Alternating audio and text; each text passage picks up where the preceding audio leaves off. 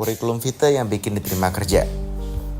Pertanyaan unik yang sering ditanyakan oleh banyak orang. 3 hari lalu saya ditanya ini juga oleh 5 orang yang sedang kumpul dan hampir lulus S2 dan siap untuk melamar kerja. Sebagai orang yang sering melakukan interview kerja, saya kembali berpikir, apa yang ada di kepala saya ketika melihat lembaran-lembaran kertas CV tersebut? Apa saja yang mencuri perhatian para HRD untuk memanggil para calon karyawan tersebut?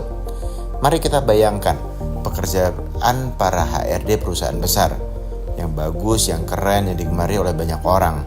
Setiap mereka membuka lowongan pekerjaan tertentu, pasti langsung dibanjiri oleh ribuan surat lamaran yang masuk. Bagaimana caranya memastikan bahwa berkas Anda termasuk yang lolos untuk seleksi berikutnya? Karena biasanya seleksi pertama adalah seleksi administrasi. Bagi perusahaan besar biasanya untuk tahap awal mereka langsung menyortir berdasarkan dari kualifikasi yang mereka butuhkan. Misalnya dalam lowongan sudah disebutkan syarat pendidikan minimal S1, umur maksimal 25, maka otomatis mereka akan langsung mengeliminasi semua yang belum S1 dan semua yang lebih dari 25 tahun umurnya. Itu membuat kerja mereka jauh lebih mudah dan cepat. Tapi itu hanya asumsi saya saja. Saya mau bicara tentang apa yang ada di pikiran saya saja saat interview di perusahaan saya yang masih kecil ini.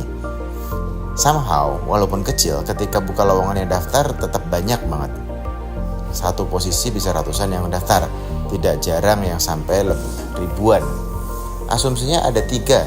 Pertama, lowongan yang kami buat sangat menarik dengan landing page, storytelling, company profile, dan seterusnya. Sehingga yang daftar banyak banget. Kita pun membuat video tentang bagaimana pekerja di tempat kami.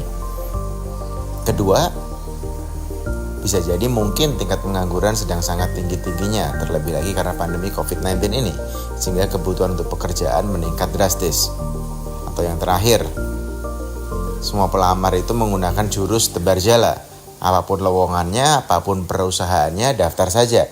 Daftar sebanyak-banyaknya, siapa tahu ada yang nyaut, siapa tahu ada yang manggil. Kalau diterima di beberapa tempat, baru tinggal pilih salah satunya. Oke, balik lagi. Dengan semua aktivitas kita yang lain, biasanya akan ada asisten HR atau staf admin yang menyeleksi tahap awal.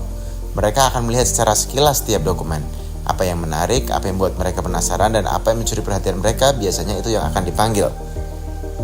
Seperti analogi Seth Godin dalam bukunya, kalau semua sapi di padang rumput berwarna putih, kemudian ada satu yang berwarna ungu, maka yang ungulah yang akan menarik perhatian kita, mencuri perhatian kita. Di sini saya melihat perbedaan menjadi kata kunci utama dalam pembuatan CV. Biasanya CV yang muncul di inbox email dan juga kotak pos kami benar-benar mirip satu sama lain.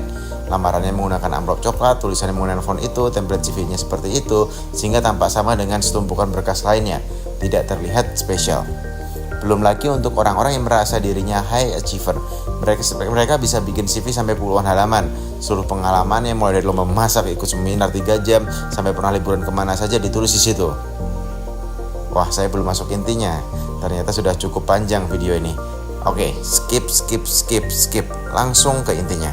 Setiap manusia spesial dengan kelebihan dan kekurangannya masing-masing. Pastikan Anda menulis yang menjadi poin kelebihan Anda dengan sangat jelas di dalam CV. Bahkan sebenarnya CV panjang itu gak penting-penting amat. Para hari lebih senang membaca resume yang singkat dan mengena. 1 halaman cukup, 2 halaman maksimum. Poinnya adalah bagaimana kita menuliskan pencapaian terbaik dalam hidup kita di 2 halaman tersebut. Terlebih lagi yang relevan dengan pekerjaan yang ditawarkan. Anda juga perlu menggunakan copywriting yang bisa memikat hati pembacanya. Oh iya, kami bukan orang yang tahu segalanya. Ketika kalian menulis sebuah nama kantor, sekolah, organisasi, kegiatan, sampai jabatan, itu tidak serta-merta kami bisa memahaminya.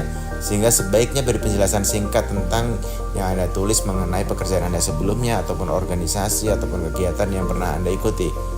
Penggunaan kalimat-kalimat absurd juga tidak menarik. Contohnya misalnya gini, skill memiliki kemampuan jika Anda menyebutkan skillnya adalah memiliki kemampuan memimpin tim, itu bisa jadi sangat abstrak. Lebih baik Anda tulis berpengalaman memimpin 200 orang karyawan di bawah saya selama 7 tahun. Itu lebih jelas, lebih mudah dipahami, dan kita memiliki bayangan yang sama untuk definisi memimpin tim tersebut. Itu bisa memberikan kita gambaran tentang skala yang biasa Anda hadapi sehari-hari. Anda juga bisa menceritakan masalah-masalah yang pernah Anda selesaikan, karena sekarang ini salah satu ilmu paling penting atau ilmu yang paling berguna dalam dunia perusahaan atau corporate adalah ilmu menyelesaikan masalah. Anda juga tidak perlu menceritakan hal-hal yang tidak ada hubungannya dengan posisi atau pekerjaan ini, karena bisa jadi itu malah menjadi nilai negatif, karena kita tidak pernah tahu siapa yang membaca lamaran Anda. Anda bisa menceritakan banyak hal saat interview atau tes nanti. Tujuan berkas lamaran Anda adalah untuk memastikan agar Anda dipanggil dan mendapatkan kesempatan untuk interview.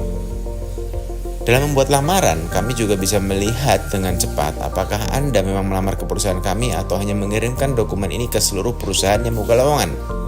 Lakukan sedikit riset tentang perusahaan yang Anda lamar, itu bisa berbuah menjadi satu. Misalnya Anda bisa tulis 1 atau 2 paragraf tentang perusahaan tersebut. Itu akan membuat perbedaan yang sangat mendalam. Itu mengindikasikan Anda benar-benar tahu tentang perusahaan yang Anda lamar dan benar-benar tertarik untuk bergabung. Oke, segini dulu. Nanti kita lanjut di video berikutnya. Terima kasih.